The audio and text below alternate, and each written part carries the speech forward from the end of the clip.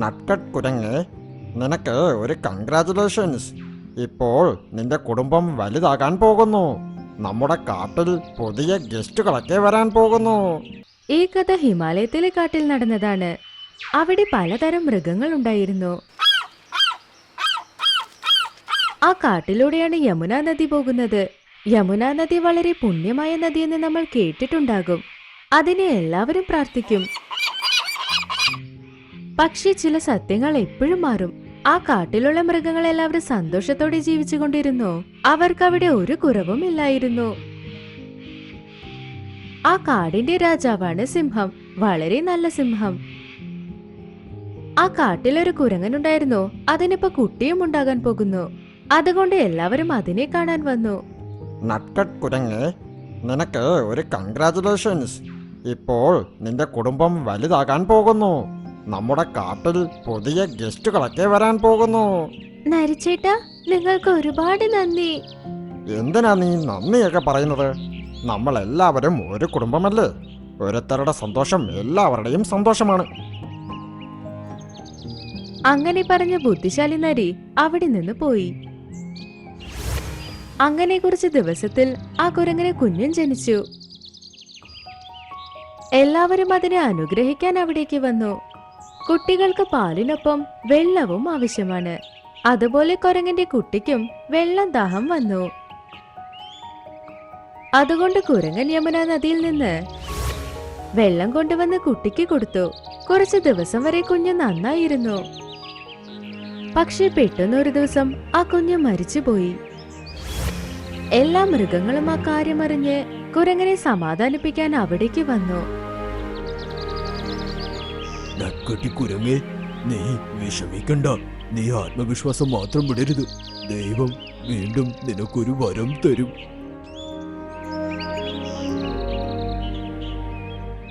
അതെ കുരങ്ങ ചേച്ചി, നിങ്ങൾ ഒരുപാട് വിഷമിക്കണ്ട. എല്ലാം വളരെ പെട്ടെന്ന് ശരിയാകും. എനിക്കറിയാം നിങ്ങൾക്ക് നിങ്ങളുടെ കുഞ്ഞിനെ എത്ര ഇഷ്ടമായിരുന്നു എന്ന്. അങ്ങനെ എല്ലാ മൃഗങ്ങളും കുരങ്ങിനെ സമാധാനിപ്പിച്ച് അവിടെ നിന്ന് പോയി.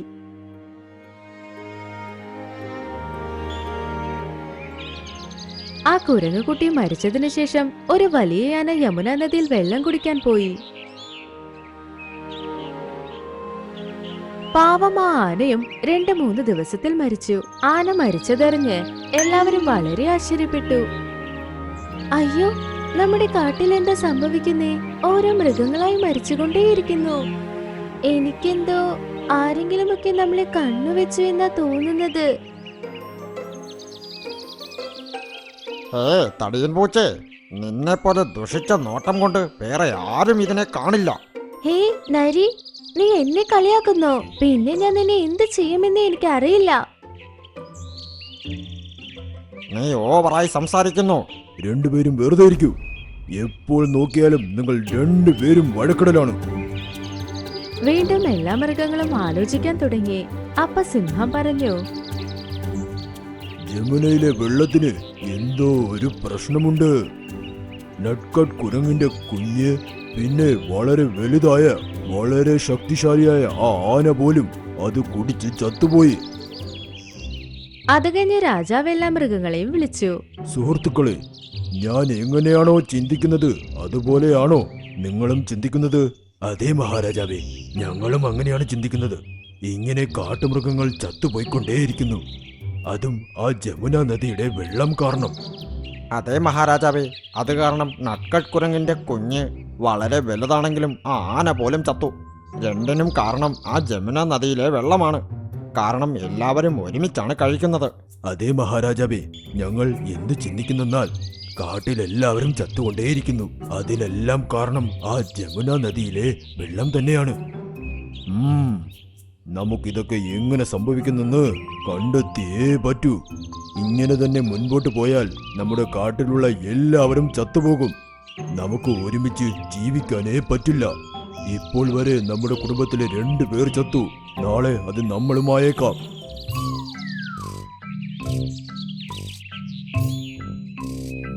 അത് കഴിഞ്ഞ എല്ലാ മൃഗങ്ങളും അവിടെ ഇവിടെയും അന്വേഷിക്കുമ്പോൾ അവർ ചില മനുഷ്യന്മാരെ കണ്ടു.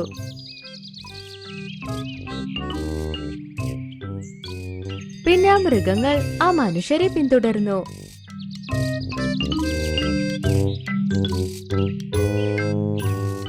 സത്യമെന്തെന്നറിഞ്ഞ് സിംഹരാജന്റെ അടുത്തേക്ക് വന്നു.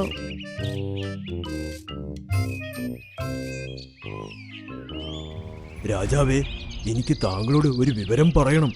ആ ബഗീര, പറഞ്ഞോളൂ. മഹാരാജാവേ, ഞങ്ങൾ മനുഷ്യരെ പിന്തുടർന്നു പോയി ഒരു കാര്യം കണ്ടെത്തി. രാജാവേ, ഞങ്ങളും ബഗീരയും എന്ത് കണ്ടെന്നാൽ ആ മനുഷ്യരുള്ള സ്ഥലത്തിൽ ഒരു ഫാക്ടറി ഉണ്ട്. അതിൻ്റെ പൈപ്പ് അവർ ജമുന നദിയിലേക്കാണ് വിട്ടിരിക്കുന്നത്. അത് കാരണം എല്ലാ കെമിക്കലും പിന്നെ മലിനമായ വെള്ളം ആ നദിയിൽ കലരുന്നു. ആ കാരണം കൊണ്ടാണ് നമ്മുടെ ജനങ്ങളെല്ലാവരും ചത്തുപോകുന്നത്. മഹാരാജാവേ, കുറുക്കൻ പറയുന്നത് സത്യമാണ് മഹാരാജാവേ. അങ്ങനെയാണോ? അങ്ങനെയാണെങ്കിൽ അതിനുവേണ്ടി നമ്മൾ എന്തെങ്കിലും ചെയ്തേ പറ്റൂ. ഇല്ലെങ്കിൽ എല്ലാവരും ചത്തുപോകും. അത് കഴിഞ്ഞ് അവരെല്ലാവരും വീണ്ടും ചിന്തിച്ചു, ഈ പ്രശ്നത്തിന് എന്തെങ്കിലും പരിഹാരമുണ്ടോ എന്ന്. അപ്പൊ സിംഹരാജൻ പറഞ്ഞു, സുഹൃത്തുക്കളെ, പ്രശ്നം എന്താണെന്നുള്ളത് മനസ്സിലായി. ഈ പ്രശ്നത്തിന് നമ്മളൊരു പരിഹാരം കണ്ടെത്തിയേ പറ്റൂ. നമുക്ക് ഒരുപാട് സമയവുമില്ല. ആ മലിനമായ ജലം കാരണം എല്ലാവരും ചത്തുപോകുന്നു.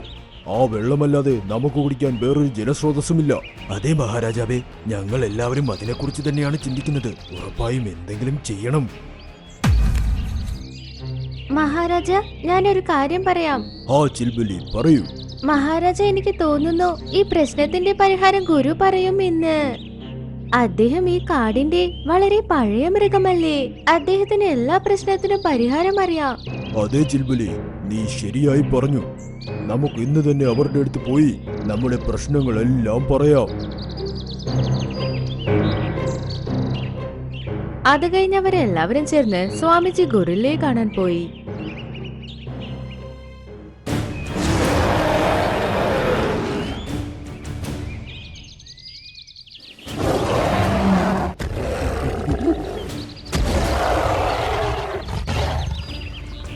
അദ്ദേഹത്തോട് പ്രശ്നം പറഞ്ഞു. അങ്ങനെയാണോ? നിങ്ങളുടെ പ്രശ്നം ഇപ്പോൾ ഇതാണോ? അതെ സ്വാമി.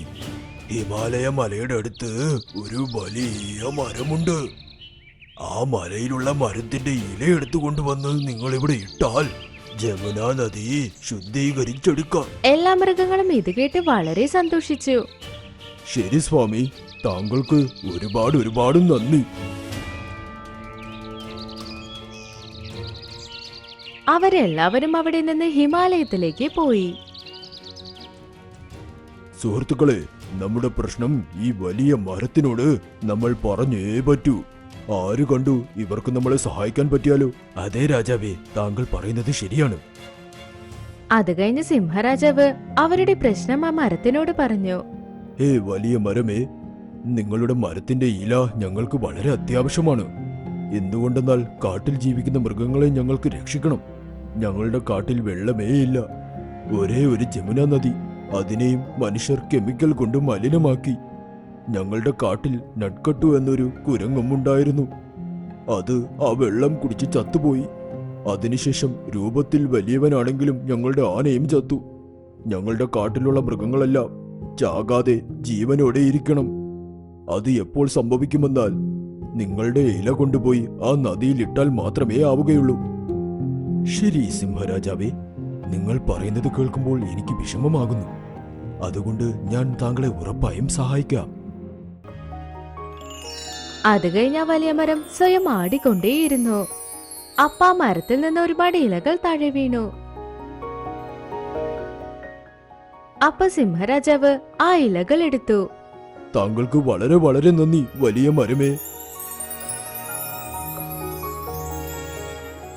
പിന്നെ എല്ലാ മൃഗങ്ങളും അവിടെ നിന്ന് പോയി.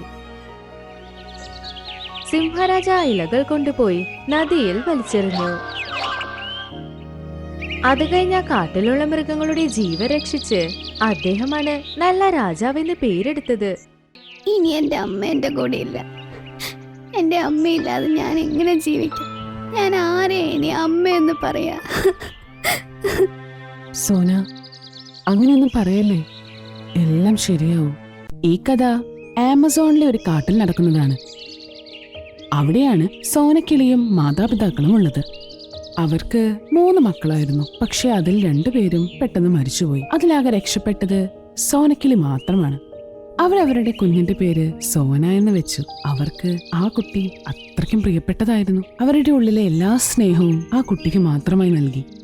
സോന, എണീച്ച് ഭക്ഷണം കഴിക്കി, ഒരുപാട് നേരായി. ആ അമ്മേ, ഇപ്പൊ എണീക്കാം. നീ എണീറ്റ് ഭക്ഷണം കഴിക്കി. എനിക്ക് കുറച്ച് പണിയുണ്ട്. ഞാൻ അതാ താഴത്തെ കൊമ്പിൽ തന്നെ ഉണ്ട്. എന്തെങ്കിലും ആവശ്യമുണ്ടെങ്കിൽ ഒന്ന് വിളിച്ചാൽ മതി കേട്ടോ. ശരി അമ്മേ, എനിക്ക് എന്തെങ്കിലും ആവശ്യമുണ്ടെങ്കിൽ ഞാൻ വിളിച്ചോളാം. സോനയുടെ അമ്മ ജോലി ചെയ്യാൻ വേണ്ടി പോകുന്നു. സോനയുടെ അമ്മയ്ക്ക് സോനയെ വളരെ ഇഷ്ടമായിരുന്നു. പക്ഷെ അവളുടെ അച്ഛൻ ഒരു പ്രത്യേക തരക്കാരനായിരുന്നു. അദ്ദേഹത്തിന് തോന്നിയാൽ മാത്രം അദ്ദേഹം വീട്ടിലേക്ക് വരും. അങ്ങനെ ഒരു ദിവസം സോനയുടെ അമ്മ സോനയെ വീട്ടിലാക്കി കുറച്ച് ധാന്യങ്ങൾ അന്വേഷിച്ചു പോയി. വരുന്ന വഴിക്ക് എങ്ങനെയോ ഒരു മരത്തിന്റെ ചില്ലയിൽ പോയി ഇടിച്ച് അമ്മയുടെ ചിറകിന് പരിക്കു പറ്റുന്നു. അവിടുന്ന് ചോരയും വരാൻ തുടങ്ങി. സോനയുടെ അമ്മ എങ്ങനെയൊക്കെയോ സോനയുടെ അടുത്തെത്തി. അമ്മേ, ഇതെന്താ ഇത്ര ചോര വരുന്നേ? അമ്മയ്ക്ക് എന്താ പറ്റിയേ? ഒന്ന് പറ അമ്മേ. മോനെ, അതൊന്നുമില്ലടാ, ചെറിയൊരു പരിക്ക് പറ്റിയതാ. അതിപ്പം മാറിക്കോളും. നീ ഭക്ഷണം കഴിക്കി. നീ ഇന്ന് രാവിലെ മുതൽ ഒന്നും കഴിച്ചില്ലല്ലോ. ഞാന് നട്ട്കട്ടി കുരങ്ങച്ചനെ വിളിക്കാം. അദ്ദേഹം നിന്നെ ഭക്ഷണം കഴിക്കാൻ സഹായിക്കും. സോനയുടെ അമ്മ നട്ട്കട്ടി കുരങ്ങച്ചനെ നോക്കി കൈ കാണിച്ച് വിളിക്കുന്നു. നട്ട്കട്ടി കുരങ്ങച്ച, സോനയ്ക്ക് ഭക്ഷണം കൊടുക്കൂ. അതുപോലെ എനിക്ക് കുറച്ച് മരുന്ന് മേടിച്ചു തരുമോ? അല്ല പെങ്ങളെ, ഇതെന്ത് പറ്റി? ചിറകുന്ന് ഒരുപാട് ചോര വരുന്നുണ്ടല്ലോ. ഞാൻ ഇപ്പൊ തന്നെ മരുന്ന് വാങ്ങിട്ട് വരാം. നട്ട്കട്ടി കുരങ്ങച്ചൻ മരുന്നുമായിട്ട് വരുന്നു. അവിടെ സോന കരഞ്ഞുകൊണ്ടിരിക്കുകയായിരുന്നു. അവിടെ സോനയുടെ അമ്മയുടെ കണ്ണുകൾ എന്നേക്കുമായി അടഞ്ഞിരുന്നു. ഇനി എന്റെ അമ്മ എന്റെ കൂടെ ഇല്ല. എന്റെ അമ്മയില്ലാതെ ഞാൻ എങ്ങനെ ജീവിക്കും? ഞാൻ ആരെ ഇനി അമ്മയെന്ന് പറയാ? സോന, അങ്ങനെയൊന്നും പറയല്ലേ, എല്ലാം ശരിയാവും. നട്ട്കട്ടി കുരങ്ങച്ചൻ സോനയെ ആശ്വസിപ്പിക്കുന്നു. അന്ന് വൈകുന്നേരം സോനയുടെ അച്ഛൻ വരുന്നു. കുറച്ചുനേരം ദുഃഖമെല്ലാം കാണിച്ച് അത് കഴിഞ്ഞ് കൂട്ടിൽ പോയി കിടന്നുറങ്ങുന്നു. അടുത്ത ദിവസം രാവിലെ വീണ്ടും അച്ഛൻ പുറത്തു പോകുന്നു. വൈകുന്നേരം തിരിച്ചു വരുമ്പോൾ സോനയ്ക്ക് വേണ്ടി പുതിയൊരു അമ്മയെയും കൂടി കൊണ്ടുവരുന്നു. സോന, ഇതാണ് നിന്റെ പുതിയ അമ്മ. ഇനി ഇവരെ നീ അമ്മ എന്ന് വിളിച്ചാൽ മതി. ശരി അച്ഛാ. പതിവ് പോലെ തന്നെ സോനയുടെ അച്ഛൻ വീട്ടിൽ നിന്ന് പുറത്തേക്ക് പോകുന്നു. അദ്ദേഹത്തിന് തോന്നുമ്പോൾ മാത്രം തിരിച്ചു വരുന്നു. സോനയുടെ രണ്ടാനമ്മ തന്റെ തനി സ്വഭാവം പുറത്തെടുക്കാൻ തുടങ്ങി. ഏത് നേരവും ഈ വീട്ടിൻ്റെ ഉള്ളിൽ തന്നെ. പോയിട്ട് ആ കൂടൊക്കെ ഒന്ന് വൃത്തിയാക്കിക്കേ, എന്നിട്ട് എന്റെ കാലം നുഴഞ്ഞതാ. ശരി അമ്മേ, ഇപ്പൊ തന്നെ ചെയ്യാം. സോനയുടെ രണ്ടാനമ്മ വരുമ്പോൾ അവരുടെ കൂടെ അവരുടെ ഒരു മകളും ഉണ്ടായിരുന്നു. ആ മകളുടെ പേരാണ് സുന്ദരി. സുന്ദരിയെ കൊണ്ട് ഒരു പണിയും അവളുടെ അമ്മ എടുപ്പിച്ചിരുന്നില്ല. ഇടയ്ക്ക് സോന അവളുടെ അമ്മയെ ആലോചിച്ച് കരഞ്ഞുകൊണ്ടിങ്ങനെ പറയുമായിരുന്നു. മമ്മി, നീ എന്തിനാ എന്നെ വിട്ടു പോയത്? പുതിയ അമ്മ വന്നതിൽ പിന്നെ എന്നെ ഇവിടെ ഇട്ട് കഷ്ടപ്പെടുത്തുക. ഇവിടെയുള്ള എല്ലാ പണിയും എന്നെ കൊണ്ട് എടുപ്പിക്കുന്നത്. അവരുടെ മോളെ കൊണ്ട് ഒരു പണി എടുപ്പിക്കാറില്ല. രാജകുമാരിയെ പോലെ നോക്കുന്ന. ഒരു ദിവസം സുന്ദരി പുറത്തേക്ക് പോകുന്നു. അവിടെ വെച്ച് 3-4 പ്രാവുകൾ സുന്ദരിയെ അപായപ്പെടുത്താൻ ശ്രമിക്കുന്നു. അപ്പോഴാണ് സോന അതുവഴി കൂടിനു വേണ്ടി വണ്ടികൾ എടുക്കാൻ വേണ്ടി പോകുന്നത്. ആ സമയത്ത് സുന്ദരിയെ അവിടെ കാണുന്നു. അല്ല സുന്ദരി, നീ എന്താ ഇവിടെ നിൽക്കുന്നത്? സോന, എന്നെ രക്ഷിക്കേ, ഇവരെല്ലാരും കൂടെ എന്നെ പിടിച്ചു വെച്ചിരിക്കുക. സോന അവരെല്ലാവരെയും പേടിപ്പിച്ചും ഭീഷണിപ്പെടുത്തിയും സുന്ദരി അവിടുന്ന് കൊണ്ടുവരുന്നു. സുന്ദരി വീട്ടിൽ വന്ന് അവിടെ നടന്ന എല്ലാ കാര്യങ്ങളും അമ്മയോട് പറയുന്നു. അമ്മ, ഇന്ന് സോനയാ എന്റെ ജീവൻ രക്ഷിച്ചത്. ഇല്ലെങ്കിൽ ആ പ്രാവുകളെല്ലാം കൂടി എന്നെ കൊന്നേനെ. ഇതെല്ലാം കേട്ടിട്ട് രണ്ടാനമ്മയ്ക്ക് ആകെ വിഷമമായി. ഇത്രയൊക്കെ ഞാൻ ബുദ്ധിമുട്ടിച്ചിട്ടും എന്റെ മകളെ രക്ഷിക്കുകയാണ് ചെയ്തത്. സോന, എന്നോട് ക്ഷമിക്ക്. ഞാനിനി ഒരിക്കലും നിന്നോട് ഇങ്ങനെയൊന്നും പെരുമാറില്ല. നിന്നെ കൊണ്ട് ഇത്ര പണിയെടുപ്പിക്കില്ല. എല്ലാ പണികളിലും സുന്ദരിയും നിന്റെ കൂടെ കൂടും. ഞാൻ ചെയ്തതൊക്കെ ഓർത്ത് എനിക്ക് വളരെയധികം വേദനയുണ്ട്. ഇല്ല അമ്മേ, അമ്മ പഴയ കാര്യങ്ങളെല്ലാം മറന്നേക്ക്. എന്റെ അമ്മ എന്നെ നല്ല അനുസരണയോട് കൂടിയാ വളർത്തിയത്. അതുകൊണ്ട് ഞാൻ ഒരിക്കലും അമ്മയ്ക്ക് ദോഷം വരുന്നതൊന്നും ചെയ്യില്ല. ഇത് കേട്ടപ്പോൾ പുതിയ അമ്മയ്ക്ക് വളരെയധികം സന്തോഷമാകുന്നു. രണ്ടാനമ്മ സോനയെയും സ്നേഹിക്കാൻ തുടങ്ങുന്നു. സുന്ദരിയും എല്ലാ ജോലികളിലും സോനയെ സഹായിക്കാനും തുടങ്ങി. അങ്ങനെ രണ്ടാനമ്മ സോനയെ സ്വന്തം മോളായി ഏറ്റെടുത്ത് അവളെയും സ്നേഹിച്ചു.